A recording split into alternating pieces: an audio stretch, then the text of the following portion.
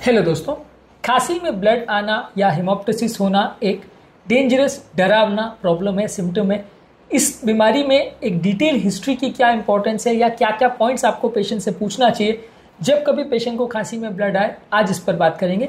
अक्सर लोगों को ऐसा लगता है कि सिर्फ इतना बता दिया कि खांसी में ब्लड आए तो ये सफिशिएंट है, लेकिन बहुत सारे ऐसे एस्पेक्ट्स हैं जिसके बारे में यदि डॉक्टर को या रिलेटिव्स को अगर पता हो तो बेटर जान सकते हैं कि खांसी में ब्लड क्यों आया है और उस बेसिस पे पेशेंट का ट्रीटमेंट स्ट्रैटेजी प्लान किया जा सकता है। आज हम इन सारी चीज़ों पर बात करेंगे। टॉपिक पर जाने से पहले जो लोग हमारे चैनल पर नए हैं उन्हें रिक्वेस्ट करूँगा कि चैनल को सब्सक्राइब करें, वीडियोस को लाइक करें, शेयर करें, फॉलो करें, कमेंट करें, पूरा देखें। आज हम हेमोप्टाइसिस के डिटेल हिस्ट्री पे बात करेंगे, उनके सिम्टम एनालिसिस, उनके कंप्लेंट्स, प्रायर मेडिकल हिस्ट्री और ये सारी चीज़ों में क्या क्या बातें आपको जाननी आवश्यक है ये समझने के लिए कि पेशेंट को हेमोप्टाइसिस क्यों हुआ है। इसकी क्लिनिकल इंपॉर्टेंस और रेलेवेंस पे बात करेंगे। हेमोप्टाइसिस यानी इस फीचर पर हमने और भी बहुत सारे वीडियोस किए जिसमें मैनेजमेंट वगैरह पर हमने बात की है, उन्हें भी जरूर चेकआउट करें। चलिए शुरू करते हैं इंपॉर्टेंट वीडियो।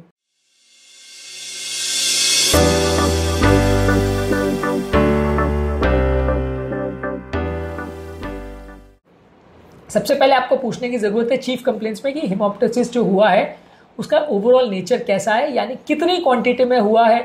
थोड़ा सा ब्लड का एक धक्का आ गया या 1-2 बूंद ब्लड आया या 1 चम्मच भर के आया या कप भर के आया या 10 ml आया, 20 ml आया, 50 ml आया, क्योंकि इसमें भी बहुत सारे कारणों में अलग अलग अमाउंट में हेमोप्टाइसिस हो सकता है। तो बहुत सारे डिफ्रेंशिएशन इस बात पे ही हो जाता है कि व्यक्ति को प्रॉब्लम सीरियस है कि नॉन सीरियस। इसके अलावा क्या फ्रीक्वेंसी है, हेमोप्टाइसिस या खांसी में जो ब्लड आया है वो पहली बार आया है, बार बार आ रहा है, रुक रुक के आ रहा है, कंटिन्यूस आ रहा है, डेली बेसिस पे आ रहा है, कितने दिन से आ रहा है, ये सारी चीज़ें जानना ज़रूरी है। इसके अलावा डिटेल हिस्ट्री में आपको ये भी पूछने की ज़रूरत है कि कितने दिनों से सिम्टम्स चालू है और व्यक्ति को सबसे पहले क्या करा था उसके बाद ये सिम्टम चालू है। मान लीजिए कोई स्पेसिफिक दवा अगर चालू करी थी तब सिम्टम चालू है, तो ये पता करना ईजी हो जाएगा कि व्यक्ति को हेमोप्टाइसिस इस पर्टिकुलर वजह से हो रहा है, उस बेस पर ट्रीटमेंट करना ईजी हो जाएगा। इसके अलावा हेमोप्टाइसिस या खांसी में जो ब्लड आ रहा है उसका कलर क्या है। ब्लड जो है ब्राइट रेड है, फ्रॉदी है, सुपुडम के साथ आ रहा है या बलगम के साथ आ रहा है, या उसमें ब्लड के कुछ पार्टिकल्स है, या उसमें क्लॉट्स हैं, या उसमें खाने की कुछ पार्टिकल्स है। तो ये सारी चीज़ें भी कई बार डिफ्रेंशिएट करने में मदद करती है कि खांसी में जो ब्लड आ रहा है उसका क्या कारण हो सकता है। इसके अलावा पेशेंट के एसोसिएटेड सिम्टम्स पूछिए, जैसे रेस्पिरेटरी में उसको खांसी आ रही है, खांसी किस तरह की आ रही है, वो सूखी खांसी है या कफ लेके खांसी आ रही है, कितने दिनों से खांसी आ रही है, कितने बार खांसी आ रही है और क्या चीज़ों से बढ़ती है, क्या चीज़ों से कम होती है। इसके अलावा व्यक्ति को क्या श्वास में तकलीफ है, यानी कि चलने में या बैठने में या कुछ काम करने में या लेटने में सांस फूल रही है। आप पूछते हैं कि पेशेंट को छाती में दर्द है तो किस तरह का दर्द है, कितने टाइम से दर्द है, किस लोकेशन पे दर्द है, क्या करने से बढ़ता है, क्या करने से कम होता है, क्या खांसने पे और सांस लेने में बढ़ता है, ये सारी चीज़ें आप पूछेंगे। मान लीजिए पेशेंट को वीजिंग है तो साथ में वीजिंग कब से हो रही है, साथ में कोई सोई सोई जैसी स्ट्राइडर जैसी आवाज़ें आ रही है,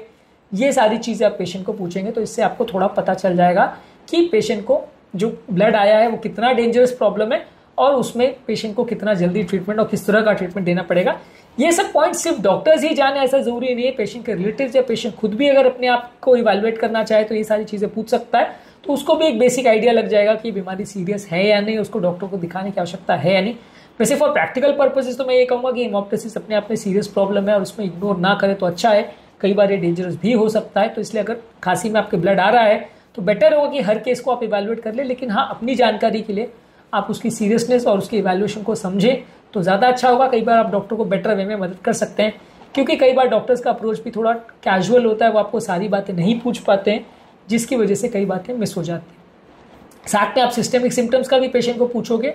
फीवर है या नहीं, फीवर है तो किस टाइप का फीवर है, ठंड लेके बुखार है, बिना ठंड लिए बुखार है, कितने दिनों से बुखार है, हल्का बुखार है, तेज़ बुखार है, वेट लॉस है तो कितना वेट लॉस है, इंटेंशनल है अनइंटेंशनल है, कितने दिनों से हो रहा है, कितना वेट लॉस हुआ है। इसके अलावा रात में पसीना आ रहा है, नाइट स्वेट्स है यानी साथ में फीवर और वेट लॉस हो रहा है कि नहीं।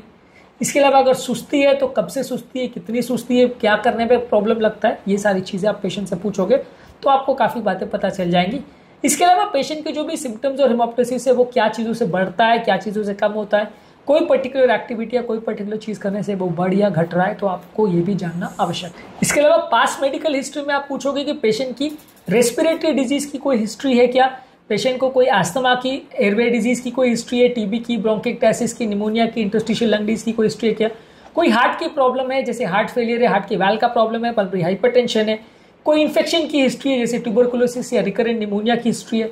कोई सिस्टमिक बीमारी की हिस्ट्री है जैसे रूमेटॉइड आर्थराइटिस, सिस्टमिक लूपस एरिथेमेटोसिस, या कोई ब्लीडिंग डिसऑर्डर है, या कोई कैंसर की हिस्ट्री है जैसे लंग कैंसर या कोई और जगह के कैंसर की, तो ये सारी चीज़ें आप पेशेंट को पूछोगे और अगर ऐसा कोई हिस्ट्री मिलती है तो इससे आप कोरिलेट कर सकते हो कि पेशेंट को इस तरह का प्रॉब्लम हो सकता है। साथ में आप पेशेंट की मेडिकेशन की हिस्ट्री पूछोगे कि कोई उसको खून पतला करने की दवा चल रही है, कोई पेन किलर तो नहीं चल रहा है, कोई और ओवर द काउंटर कोई इस तरह की दवा तो नहीं ली जिसके बारे में उसको ज़्यादा डिटेल्स नहीं पता है, तो ये सारी चीज़ें आप पूछोगे। या रिसेंटली कोई मेडिसिन के डोज में चेंज तो नहीं हुआ, ये सारी चीज़ें आप पूछोगे, तो इससे आपको थोड़ा सा आइडिया मिल जाएगा कि कोई दवा रिलेटेड ब्लीडिंग तो नहीं हो रही है। जहाँ तक सवाल है फैमिली हिस्ट्री का, पेशेंट की खुद की हिस्ट्री फैमिली की कैसी है, कोई हेरिडिटी बीमारी हीमोफीलिया वगैरह तो नहीं है, या रेस्पिरेशन से संबंधित कोई फैमिली में बीमारी तो नहीं है, ये सारी चीज़ें आप फैमिली में पूछोगे। कई बार फैमिली हिस्ट्री से भी काफ़ी इंपॉर्टेंट क्लूज मिल जाते हैं कि इस व्यक्ति को किस तरह का बीमारी या हेमोप्टासिस होने का क्या कारण हो सकता है। इसके अलावा सोशल हिस्ट्री में आप पूछोगे कि पेशेंट की स्मोकिंग की हिस्ट्री है क्या, स्मोकिंग कब से कर रहा है, कितनी स्मोकिंग कर रहा है, कितने पैक्स पी रहा है, कितने साल से पी रहा है, स्मोकिंग से रिलेटेड और कोई सिम्टम्स है या नहीं, तो ये सारी चीज़ें पूछना जरूरी है। ऑक्यूपेशनल हिस्ट्री में पूछने की जरूरत है कि कोई डस्ट, एस्बेस्टॉस, केमिकल्स या रेस्पिरेटरी इरिटेंट्स का एक्सपोजर तो नहीं हो रहा जहाँ पे वो काम कर रहा है।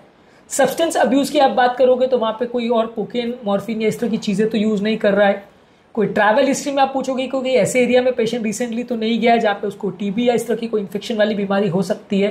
पेशेंट की लिविंग कंडीशन आप पूछोगे जिसमें कोई ऐसा इन्फेक्शियस डिजीज या कोई कोल्ड या कोई इरिटेंट्स का एक्सपोजर की हिस्ट्री तो नहीं है, तो ये सारी चीज़ें भी आपको हेमोप्टासिस या खांसी में ब्लड आने का बीमारी कर सकती है, जिससे आप कोरिलेट करना चाहोगे कि व्यक्ति को प्रॉब्लम क्या है, क्यों है और किस तरह की प्रॉब्लम है। उसके बेसिस पर आप डिसाइड करोगे कि किस तरह की जांचें करनी आवश्यक है। लास्ट में हम बात करेंगे आपको एग्जामिनेशन में क्या क्या चीज़ें देखनी है, ओवरऑल जनरल एग्जामिनेशन की, उसका ओवरऑल कंडीशन कैसी है, वेट लॉस वगैरह कैसा है, फीवर वगैरह है या नहीं, उसका ईएनटी एग्जामिनेशन करके देखिए कि कोई साइनस वगैरह का पेन तो नहीं है, कोई नेजल डिस्चार्ज या नाक से कोई ब्लड तो नहीं आ रहा, कार्डियोवास्कुलर प्रॉब्लम में पेशेंट को छाती में दर्द वगैरह तो नहीं हो रहा, या पेशेंट का कोई कार्डियक इश्यूज तो नहीं है, ऑस्कल्टेशन में कोई प्रॉब्लम तो नहीं है। पेशेंट का पेट का इवैल्यूएशन भी आपको करना जरूरी है, उसमें भी अगर खासकर पेशेंट को कोई हिमेटोमेसिस या कोई मेलिना की हिस्ट्री है,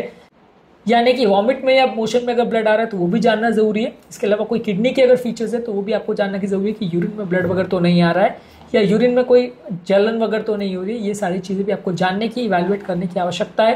ताकि आपको पता चले कि पेशेंट की बीमारी का कारण क्या हो सकता है। सारे सिस्टमिक एनालिसिस करना जरूरी है। उसके बाद एक डिटेल फिजिकल एग्जामिनेशन आप करते हैं, उसके बेसिस पे आप पेशेंट को किन जांचों के लिए भेजना है उसको डिसाइड करते हैं। जांचें कौन कौन सी करनी है या डायग्नोस्टिक अप्रोच क्या होता है उस पर हमने सेपरेट वीडियो किया है। अलग अलग जांचों की उपयोगिता पर भी हमने सेपरेट वीडियोस किए, आप ये हमारे चैनल पर देख सकते हैं। उम्मीद करूंगा कि आज के टॉपिक में कुछ नया जानने को मिला होगा। जो लोग हमारे चैनल पर नए हैं उन्हें रिक्वेस्ट करूंगा कि चैनल सब्सक्राइब करें, वीडियोस को लाइक करें, शेयर करें, फॉलो करें, कमेंट करें, पूरा देखें।